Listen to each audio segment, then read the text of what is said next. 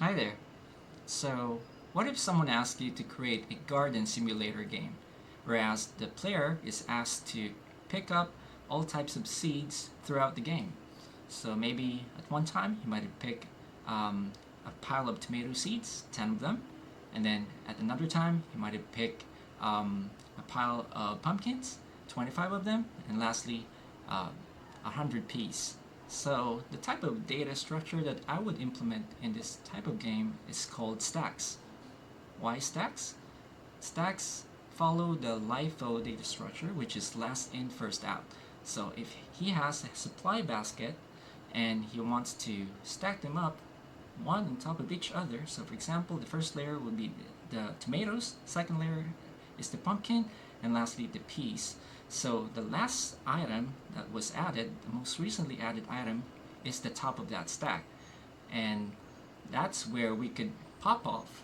That's when we could pop off the last item. So that means we remove or plant the seed onto the ground.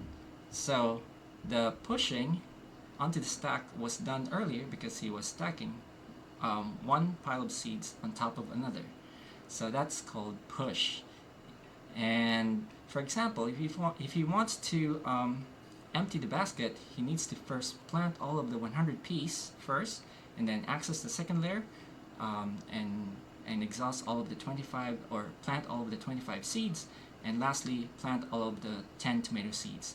And if he wants to peek and to check that there's nothing left, or if the basket is empty, he uses peek method. So peek also takes just a second to do that. So it's really quick. So the time complexity for all of these types of processes, like pushing the seed onto the basket, popping off the seed from the basket, and picking into the supply basket, is called constant time, or in big O notation, O of 1. So the player now has the option to water the seeds to grow them, to grow the garden, and the seeds will turn into plants. Okay, and he could also fertilize them. Hopefully that helps and it makes sense to you guys. And thanks so much for watching. Bye.